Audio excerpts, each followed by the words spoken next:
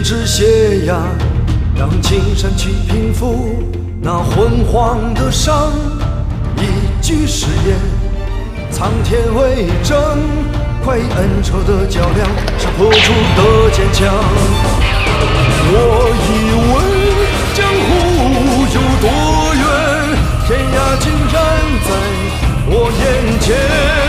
我以为我是有3000，却载不住一个圆。一生闯荡，侠骨柔肠，酒杯中不下隐恨的风霜。一纸荒唐，天各一方，是谁一生吟唱，爱恨两茫茫。我以为江湖有多远，天涯竟然在我眼前。我以为我是有3000，却载不住一个圆。如果再相见，你是否接受这沧海桑田的句点？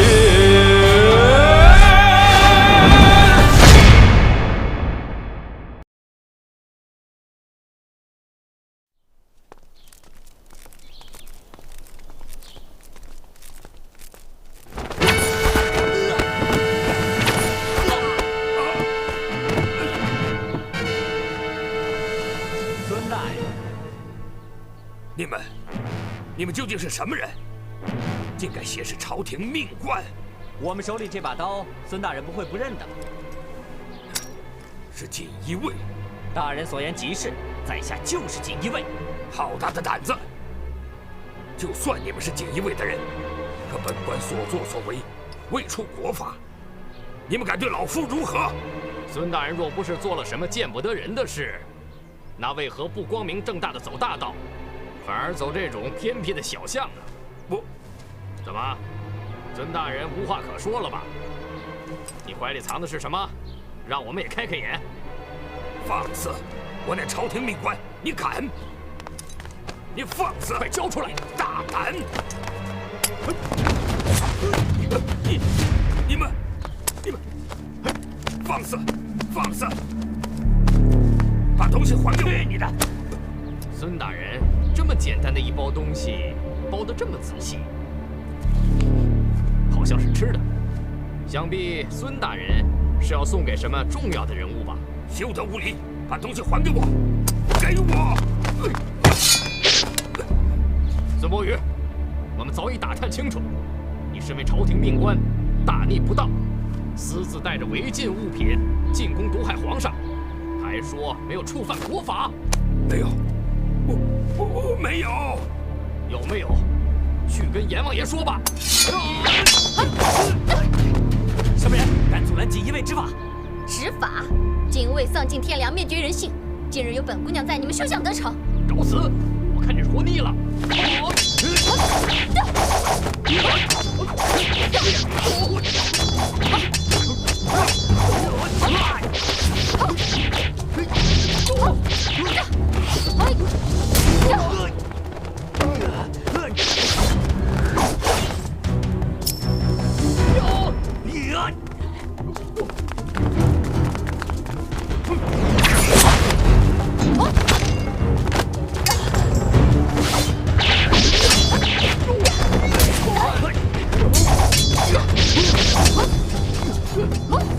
陆青姐，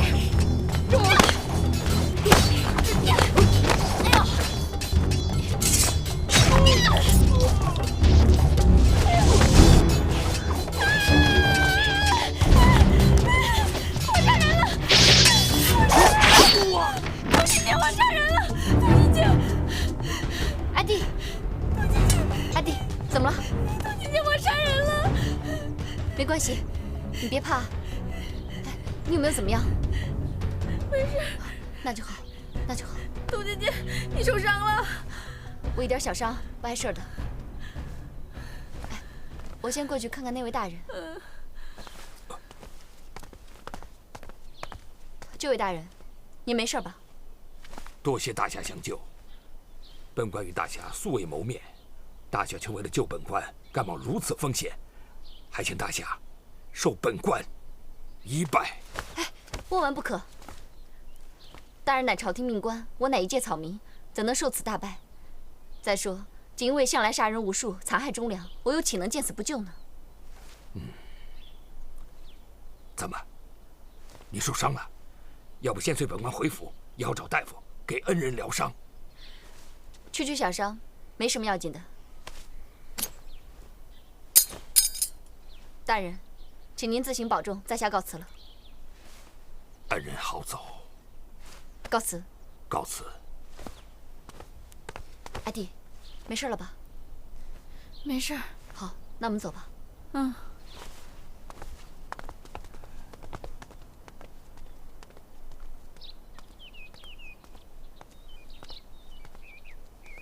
大师兄，啊，你在这儿啊？没打扰你吧？啊，当然没有。啊，请坐吧。啊。哦，对了，师傅和我说罚你3个月不能用剑，你可千万不能怪他。师傅看待我们就像看待他自己的孩子一样，他一定有他自己的用意的。放心吧，大师兄，不开心的事我不会放在心上的。不过说起来，我们都很羡慕你。羡慕我？羡慕我什么呀？当年，你的剑法得到师傅的真传，纵横天下，独步武林。后来，你又官拜神机营的千户大人，还当上了权倾朝野的9000岁的干儿子，何等风光！如今，你又回到折剑山庄，师傅依然对你关爱有加。师弟们常说，这折剑山庄庄主的位置，以后肯定会传给你。这么多的好事都加在你一个人的身上。你说，我们能不羡慕你吗？可是你不觉得我很可怜吗？可怜？你觉得自己很可怜吗？不是吗？你刚才说的什么神机营的千户大人，还有什么9000岁的干儿子，我都不记得了。要不是仁院老师告诉我，我叫叶红影，我连自己是谁都不知道。不觉得自己很可怜吗？还有，你刚刚说师傅会把庄主的位置传给我，我想都没敢想。大师兄说笑了，这种事情你有什么不敢想的？鸟人，鸟人，啊，鸟人！哎，老大，在哪儿呢？哎，这儿。哎呀，干什么你啊？我觉得你头在这边跟我说话比较方便。啊，那我一会儿怎么办啊？一会儿我再给你弄回来。那你能不能给他放到中间啊？一会儿再说吧。你这是怎么了？你得倒霉的师傅，他说想试试我的经脉有没有打通，顺便帮他把那个什么破盒子放到大厅的牌匾后面，结果我飞起来了，落不下来了。他不让我撞树，也不让我撞墙，一巴掌把我呼下来了。马壮士，你说的盒子是什么盒子啊？哎，这事儿我不能告诉你，我跟你师傅说好了的，绝对不能跟别人说。再说我这人口风很紧，哎，里边有一个非常重要的信，我就更不能说。信？什么信？这个我真不能告诉你，因为上面写的字我实在不认识。我说，你能让他还回那边去？好，我试试啊。啊！好点吗？我怎么觉得还不如刚才了呢？啊？斜的。老大，外面风大，进屋弄吧啊。啊！师傅在大厅匾额的后面藏了一个锦盒，难道那里面藏着什么秘密？骑兵9000岁，派出去收拾孙伯瑜的那2个人，他们都死了。统统厚葬。是。骑兵9000岁，需不需要卑职？本座该怎么做，用得着你来教吗？啊，卑职不敢。还不赶紧退下！遵旨。皇城脚下居然出了这种事情，看来人心叵测呀。今后本座更要小心提防了。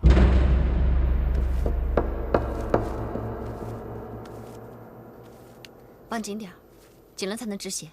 这样松的没用。哎呀，冬青姐，不能再使劲儿了。你又不是不知道，我这个人手脚没轻没重的，再使劲儿，胳膊都快断了。我看这样不行，我们还是去找个医馆看看吧。那可不行，你看咱们身上的这身打扮，万一出去被人发现了怎么办？再说，咱们现在在京城，一切啊，都必须小心谨慎。那你的伤怎么办呢？没关系的，一会儿你去药铺帮我抓些草药就可以了。说我傻，我看你比我更傻。以前，你总是说我，但是，现在你为了救这个当官的，你连胳膊都不要了。你说你跟他非亲非故的，值得吗？值得，我相信他肯定是个好官。哎呀，你管他是个好官坏官的，咱们当老百姓的，有饭吃，有衣服穿，不就行了吗？这天底下的事情啊，可没有你想象的那么简单。从小我爹就告诉我，如果这个世上能多几个好官，那老百姓就可以过上好日子。如果不幸遭遇奸臣当道，那老百姓可就要跟着遭殃了。我爹他这辈子最大的心愿，就是让老百姓过上好日子。也正是因为这样，才遭到奸臣陷害。所以，当我看到那些好官遭遇麻烦的时候，我就会想起我爹。所以是个好官，你就要去救，对吗？不，我不只要救好官，我还要救所有的老百姓。冬青姐，你说的这些我不太明白，不过我真的很佩服你。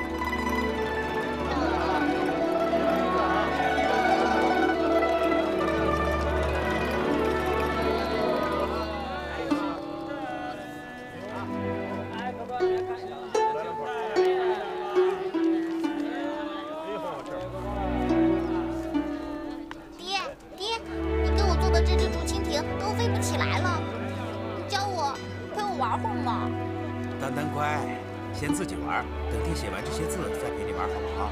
我不管，我不管，爹，我现在就要你陪我玩。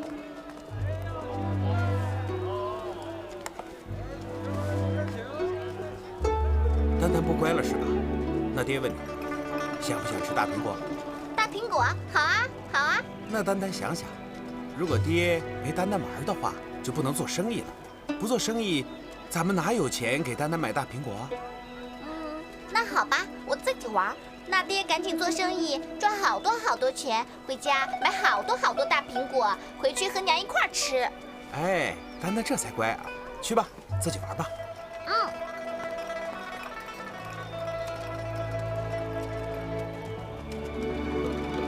冬青姐，实在不行就歇会儿吧。没事。要不然前面找家医馆，我扶你去看看。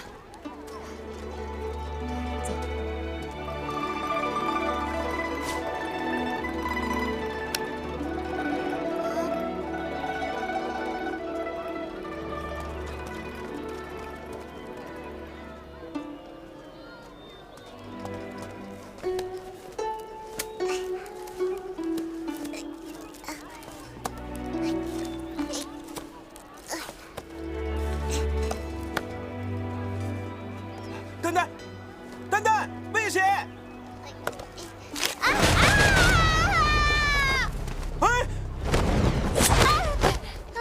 怎么样，小妹妹？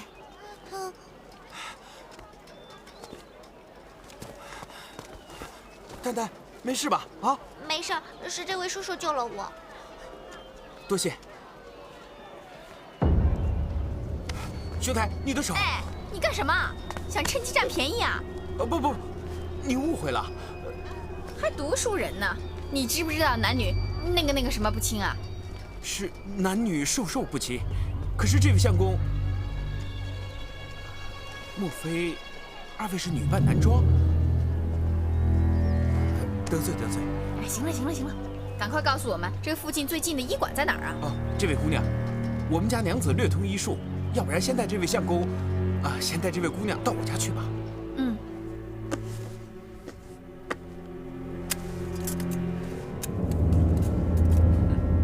明券。启禀9000岁，厉公公吩咐卑职，交回这2面免死铁券，并向9000岁禀报，叶红影和老贼顾县城的孙子正在折剑山庄。那他为什么不向京城禀明，为何杀死潘如真的原因？难道他真的起了反叛之心吗？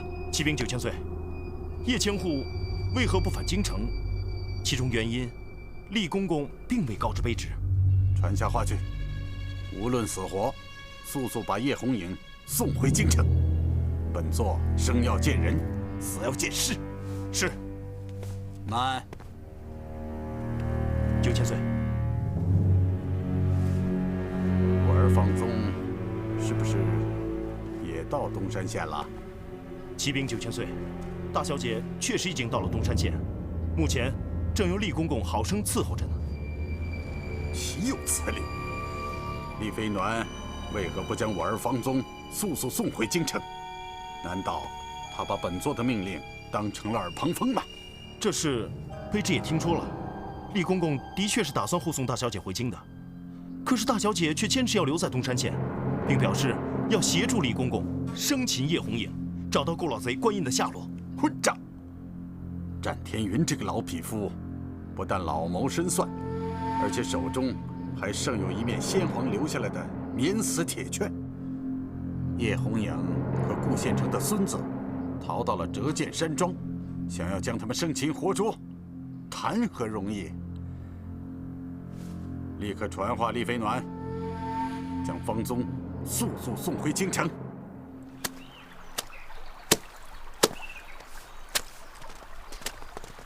娘，你快来，你快来啊！回来了，雨莲。今天丹丹有没有淘气呀？娘，你快救救那位大姐姐吧！是啊，雨莲，那位姑娘受了伤，你快给她看看吧。墨竹，我不是跟你说过不要轻易惹麻烦吗？怎么还带陌生人回来？我……算了，不想救就算了，我们自己找大夫去。龙静姐，我们走。哎，二位请等等。雨莲，2位姑娘不是外人，是我们丹丹的救命恩人，我们岂有见死不救之理啊？娘，我刚才从树上掉下来，是大姐姐救了我，你就救救她吧。好吧，我们回家再说吧。大小姐，你不能离开这里。你们吃了雄心豹子胆了，居然敢拦着本小姐！再不让开，别怪我手下不留情。哎呀，大小姐，何苦为难这些下人呢？立刻护送您回京，这可是9000岁的旨意，谁敢违抗啊？没人敢，我敢。我知道我叔叔为什么让我回京，不就是要我进宫吗？我告诉你们，除非我死了，要不然我是不会跟你们回去的。都给我让开，听到没有？哎呀，大小姐，您何苦为难在下呢？好，你们不让是不是？你们不让，我就打出去，看你们谁能拦得住我。放手，不许伤害大小姐。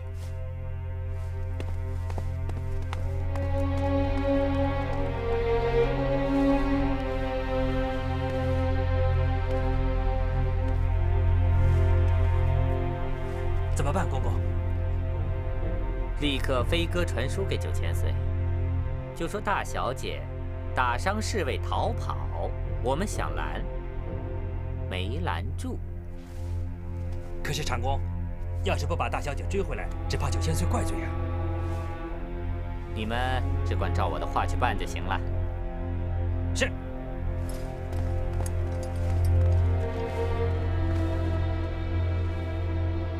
哼哼，魏忠贤年岁已高，这9000岁的麒麟宝座也该换人坐坐了。如今这魏方宗对魏忠贤已起了异心，要是运用得当，他将不失为一把扳倒魏忠贤最锋利的武器。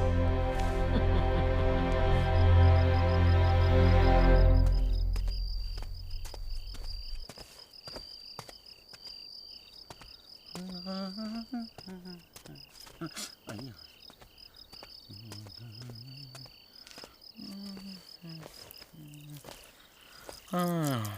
久旱逢甘露，金榜题名时，洞房花烛夜。听初更，鼓正敲，心儿懊恼。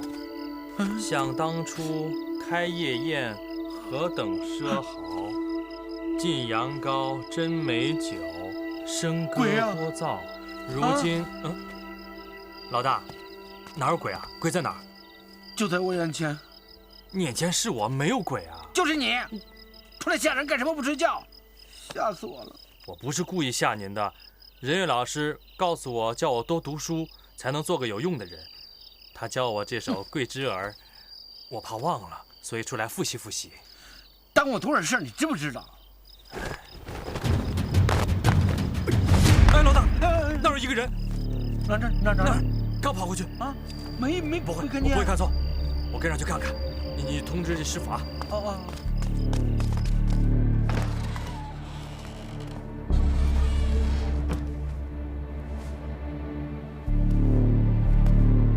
这个匾额后面到底藏着一个什么样的秘密？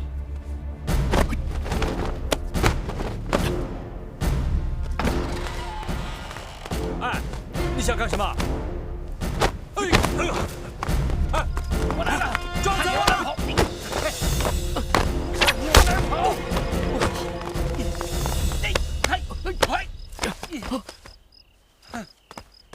大侠哥，将其拿下！可恶！我非要看清楚他长什么样子。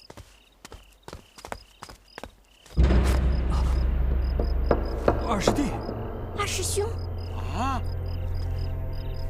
姚北，姚北，怎么会是你啊？啊，马壮士，时候不早了，你先回房间休息吧。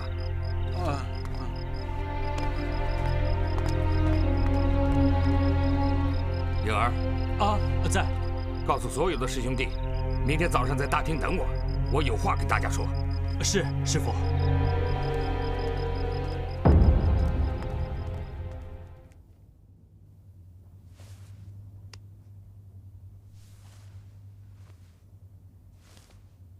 伤口不是已经包扎好了吗？怎么还在发烧呢？放心吧，姑娘。虽然我家娘子只是略懂医术，不过治疗这皮外伤，绝对比从市集里请来的大夫要强得多。大姐姐，你就放心吧，我们村子里的人，不管是扭了脚脖子，还是给狗咬了，都是来找我娘医的。可是她的烧怎么退不了呢？这位姑娘不会有事的，我去给她煎贴草药，补补元气，很快她就会醒的。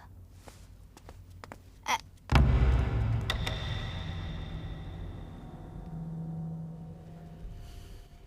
我知道，你们是不是所有的人都想知道，藏在牌匾后面那个锦盒里面是什么东西？其实，并不是你们想象的那么神秘。锦盒里面根本没有什么秘密，只是一封简单的文书。既然是这样，爹，那您就把信里的内容告诉大家啊，省得大家在这猜来猜去的。本来我打算等时机成熟了，再告诉你们这个事情。可是昨晚发生了这种事情，我也不打算再有什么隐瞒了。这阵子，我发现我真的老了，我想把折剑山庄庄主的位子传给你们其中的一个人。这个人选的名字已经清清楚楚写在那份文书上。师傅一定准备把庄主的位置传给大师兄。你们不用猜了，也不用跟我暗示什么，人选我已经定了。我打算下个月在我60大寿的时候，当众向大家公开这件事情，你们早晚会知道。只是在这段日子里，我不希望有任何人私自打开锦盒偷看里面的内容。还有，就算我心中的人选传给某一位，但我还是会观察。如果这个人选不合适当这个庄主，我会立刻撤换人选。师傅的意思是，庄主的人选会随时撤换。那到底谁才能稳稳坐上庄主呢？好了，该说的我已经说完了，你们都回去吧。是，师傅。姚北，你留下。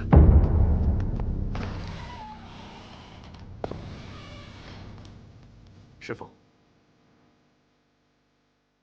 虽然我不知道你昨天晚上是什么动机，但是我必须告诉你，你跟你的师弟在我心中都是一样的，手背是肉，手心也是肉。我真的很怕，我怕我看错了人。我不希望再有昨天晚上的事发生，否则，就算你成了我的女婿，这间山庄庄主的位置一样不会给你。希望你记住为师的每一句话。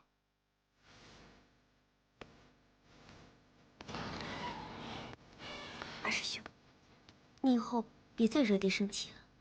你也知道爹的脾气，要是再犯错，他也许真的会……他一定会把位置传给大师兄的。其实，说不说都一样。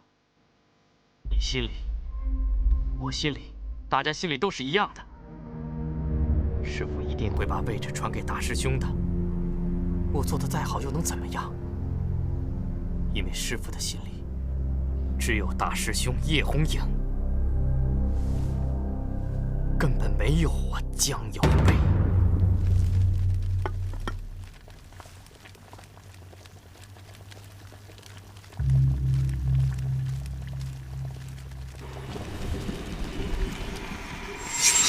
季玉莲，明天我已安排好，会事先撤走守卫在御花园四周的殿前侍卫。你抓住机会，诛杀昏君，不得有误。是，公公。来人呐，把外卿给朕叫来，让他看看朕的这把太师椅做得如何。遵旨。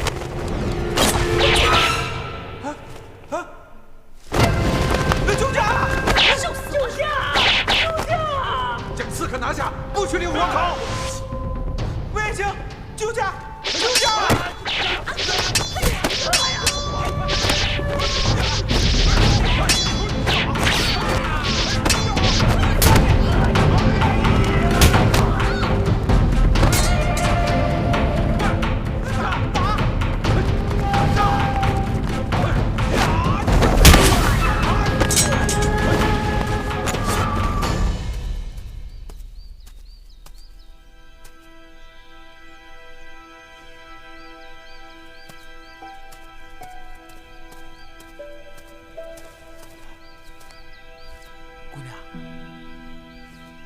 姑娘，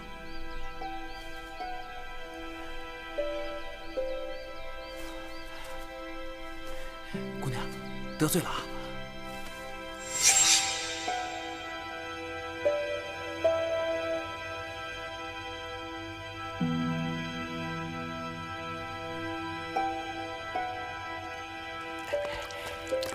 玉莲，玉莲。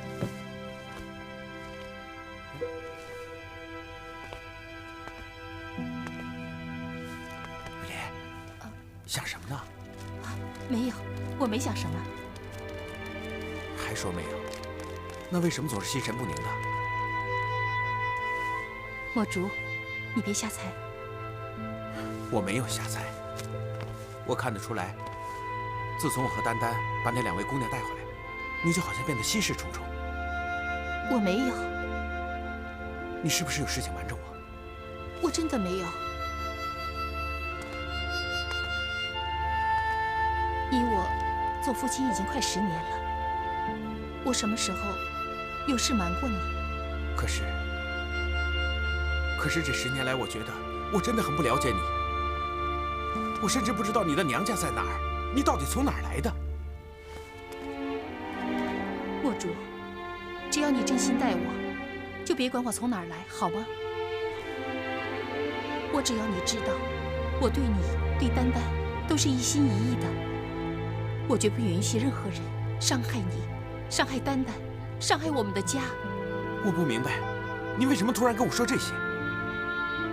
今天你救回来的那个女的来路不明，我有种不祥的预感。我担心我们现在这种平静的生活就快要到头了。这怎么会呢？两位姑娘看起来不像是坏人，而且她们还救了丹丹。人心隔肚皮，总之，是不是坏人，不是用眼睛就能看得见的。总之，只要那姑娘一醒来，他们就必须马上离开。可是雨莲，她的伤……药煎好了，我给那姑娘送过去。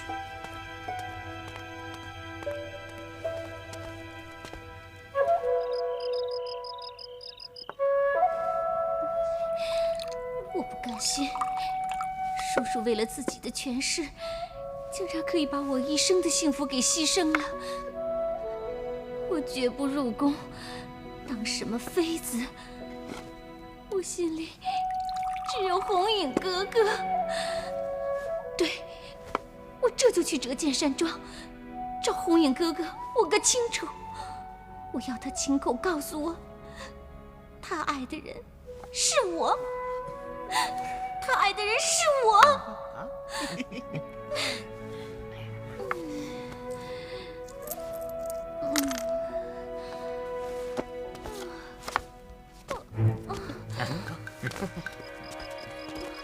哎呦，小姑娘，这么晚了，一个人去哪儿啊？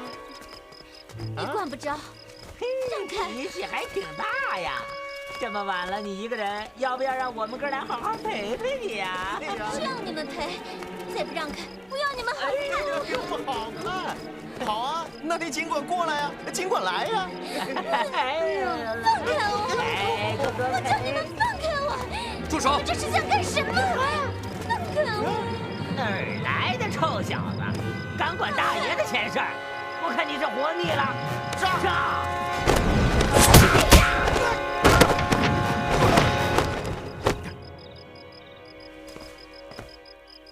魏姑娘，你没事吧？啊，魏姑娘，你没事吧？红影哥哥，真的是你啊！我找你找得好苦啊！魏姑娘，你认错人了。我没有认错，红影哥哥。我们在一起那么多年，我怎么会认错你呢？你不要赶我走，让我跟你在一起。魏姑娘，你真的认错人了。我不懂，为什么你总是要躲着我？我堂堂一个9000岁的亲侄女，好歹也是一个大家闺秀，跟我在一起。无论是功名利禄，还是荣华富贵，都只是唾手可得的。你为什么不爱我？为什么不要我？他说的没错，她贵为9000岁的亲侄女，谁要是得到了她，那所有的荣华富贵、功名利禄，都变得唾手可得了。红影哥哥。我好不容易才找到了你，这一次我绝不放手，绝不让你再离开我，红影哥哥。魏姑娘，你没事吧？魏姑娘，你醒醒！你不要离开我，红影哥哥。他把我当成了叶红影，也许这是我翻身的机会。既然如此，我不如将错就错。大姐姐，你看我爹给我买的花漂亮吗？漂亮。那我把花送给大姐姐，我帮大姐姐把花戴上。不，这花戴在丹丹头上，一定会更漂亮的。那大姐姐帮我戴上。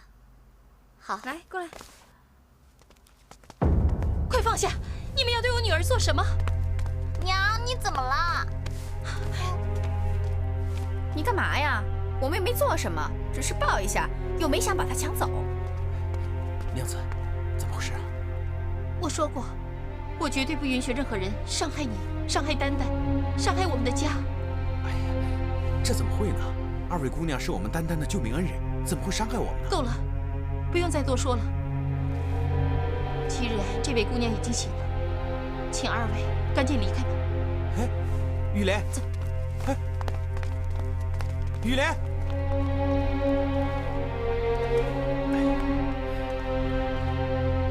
二位姑娘，真是抱歉，我娘子平时不是这样的。方才若有得罪之处，我林墨竹就带娘子给二位姑娘赔罪了。不必多礼，护子心切，我们是可以理解的。请二位放心，我娘子绝不是不通情达理的人，所以二位尽管在寒舍住下，等这位姑娘的伤势痊愈了，再上路不迟。实不相瞒，我和妹妹还有要事在身，也就不好在这里多做打扰了。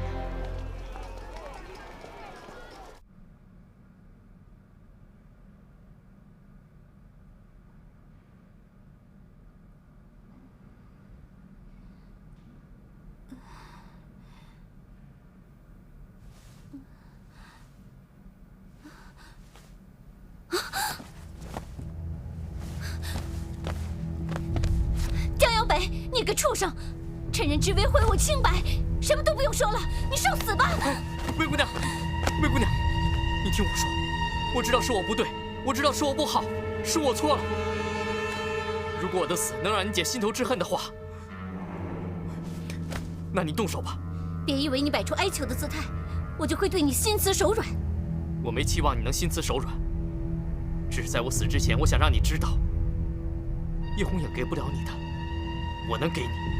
你能给我什么？我全部的爱。谁稀罕你的爱？我知道，在你心里只有我大师兄叶红影，你当然不会稀罕我的爱。可是我也知道，爱一个人得不到回报，是多痛苦。你知道？你知道什么？我知道。当我第一次遇见你，当你第一天救了我，我就喜欢上你。可我知道，你贵为9000岁的侄女，而我只是一介曹蒙野夫。你连正眼都不会看我一眼。我知道我配不上你，可是我心里……所以你就用这种卑鄙的手段欺辱我。我知道我不该这么做，可是事情已经发生了。我愿意做任何事来弥补我的过失。弥补？你怎么弥补？你弥补得了吗？我知道我弥补不了我的过失，可是我会尽力的。昨天晚上你喝醉了，从你的话里我听得出来，叶红影把你伤得很深，所以我想帮你。笑，你帮我？你怎么帮我？你对叶红影的一片真情，他不当回事，他心里根本就没有你。他这么作践你的感情，你不恨他吗？够了，别说了。你看，我没说错。你心里是怎么想的，我都知道。你心里恨叶红影，恨不得亲手杀了他，以泄心头之恨，对不对？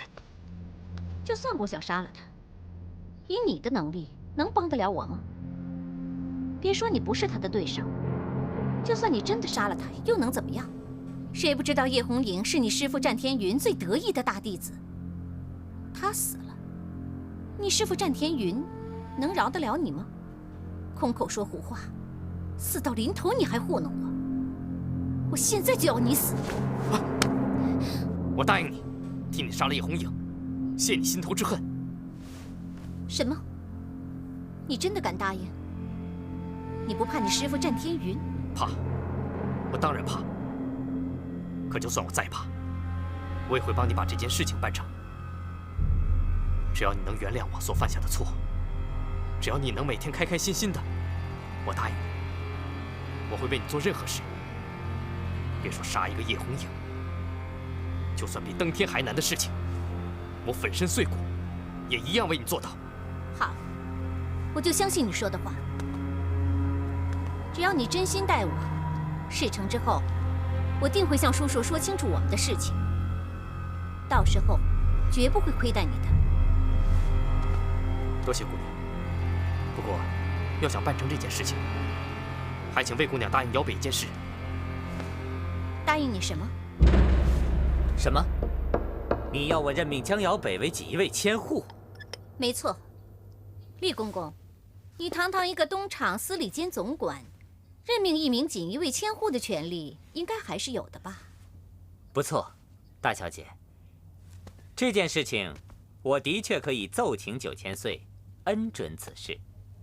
不过，这样不明不白的让一个外人出任锦衣卫监护一职，只怕这件事情需当面给九千岁说个缘由。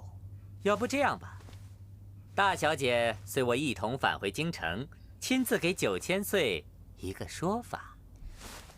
厉公公，你用不着跟我耍心眼儿。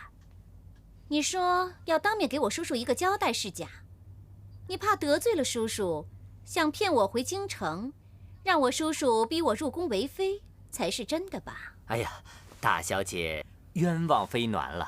是不是冤枉你，你心里最清楚。不过，我还是可以答应你，随时和你回京。此话当真？大小姐准备何时动身？你先别着急，听我把话说完。我可以答应你和你回京，不过你必须先命他为锦衣卫监护。大小姐，这太强人所难了吧？厉公公，打开天窗说亮话。我知道你有这个权利，而且我也希望你想清楚，只要你答应我这个条件，我就可以随你回京。俗话说得好，礼尚往来，这很公平，不是吗？可是，这……厉公公，如果我坚持不回京，我叔叔的脾气你是最清楚的。他老人家能饶了你一时，能放过你一世吗？对，大小姐说的是啊。识时务者为俊杰。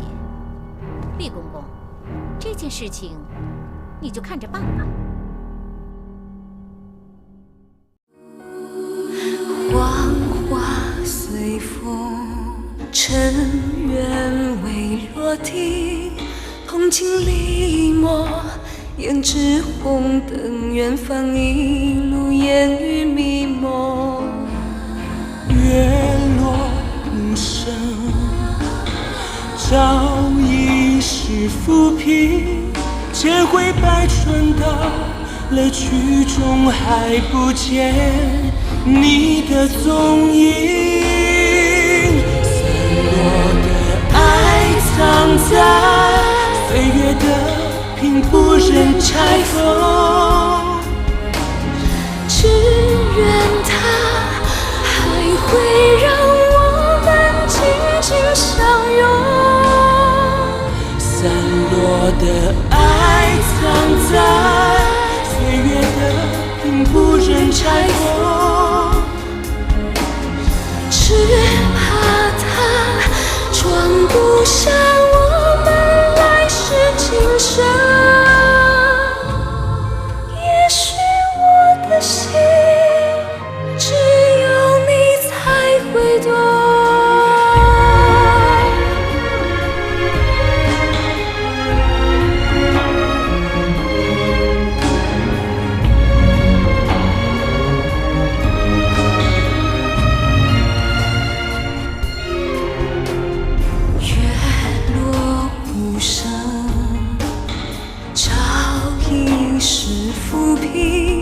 千回百转到了曲终，还不见你的踪影。